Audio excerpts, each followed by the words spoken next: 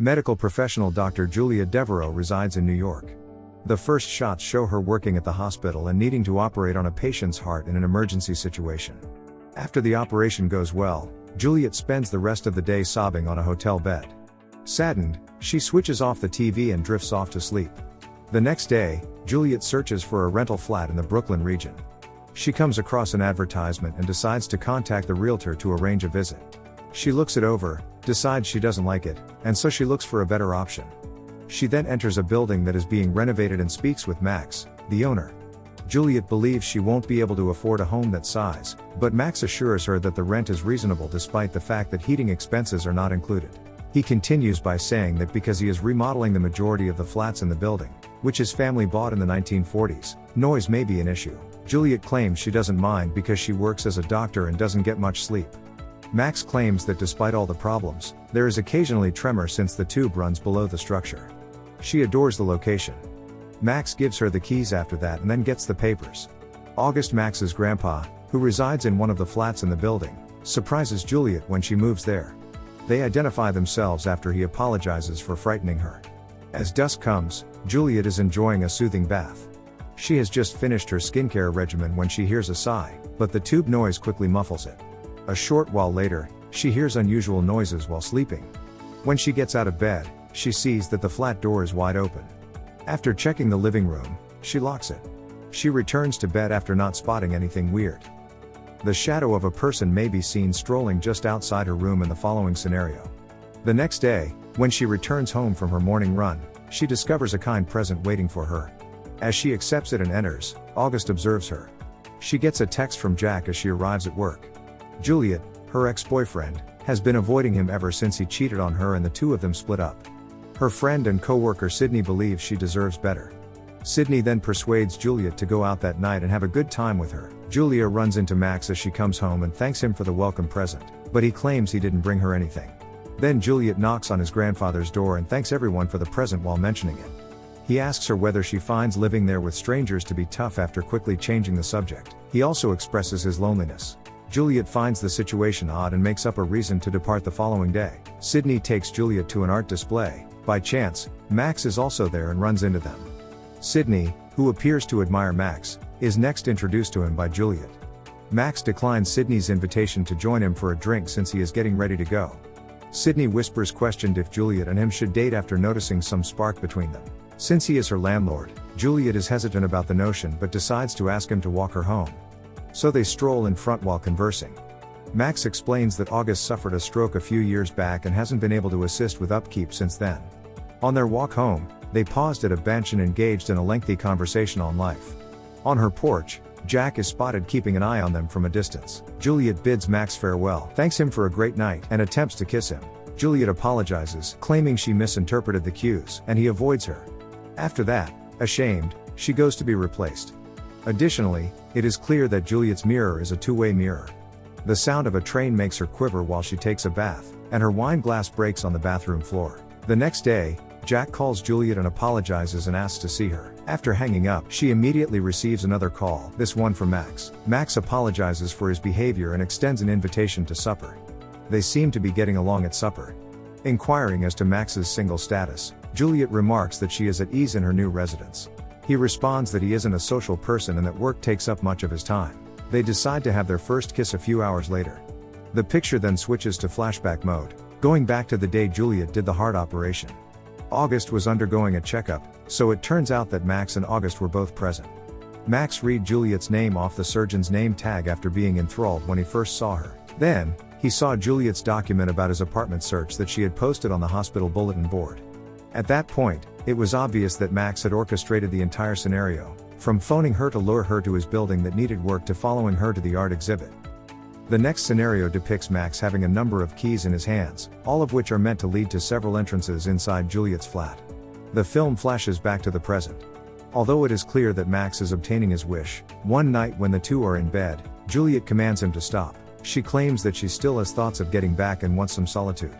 While Max is preparing his grandpa's injection the following morning, Max becomes irate and departs. August recalled that Max's father said that Max inherited his cunning ways. Max's granddad then strikes him in the face. Max enters a coffee cafe after Juliet. He enters as though it were a coincidence that he ran into her. When they discuss the previous evening, Juliet believes it was a mistake. Max then advises that they break up their conversation, claiming that it is inappropriate. Later that day, when she is already asleep, Juliet departs, happy that he feels that way. When their lips are almost in contact, Max enters her room and starts to pet her body. Max is ejected from the bed as Juliet moves in. She appears to sense someone's presence when she awakens. With a knife in her hands, she scans the flat but doesn't find anything. She touches a surface while inspecting the walls, causing it to crumble. While she heads to work, Max promises to mend the wall. With gratitude, Julia calls him a dear friend. Max then repairs the wall and uses Juliet's toothbrush to clean his teeth. While she is at work, he enters her tub and touches himself. Jack sends Juliet a text message once more. Later on that day, while Max watches her through a hole in the wall, Julia is seen preparing dinner. When Juliet walks to her room to get dressed, her phone rings and it's Jack telling her he's nearly there. Max checks her phone in the kitchen to see who called and left a jacket and bouquet of flowers. The dog is also with her. The dog circles and spots Max while the two talk. He growls loudly, but neither of them pay attention. The two make up after Jax declares that his life would not be the same without her. Max keeps an eye on everything. After they make love, they retire to the bedroom, and Max hides behind the two-faced mirror to keep spying. In the meanwhile, Jack says he has to go. While putting some of this medicine into her wine bottle in the kitchen, Julia sips more wine when Jack departs and falls asleep shortly after.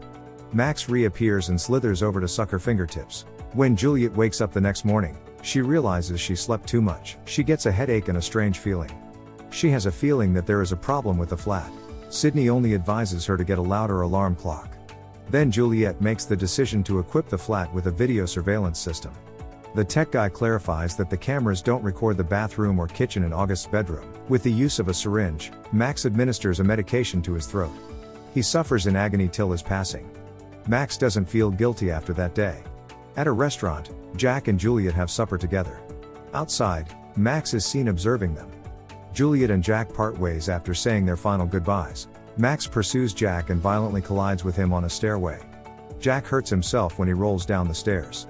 Jack stays behind while Max leaves for home.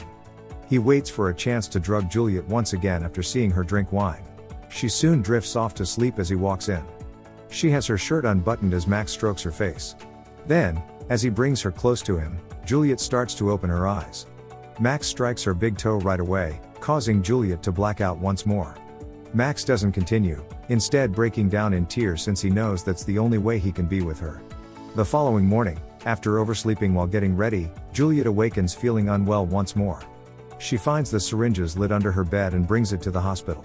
She is unaware that 7 more recordings have been added to her monitoring system. She collects blood and urine samples from herself for analysis at the hospital.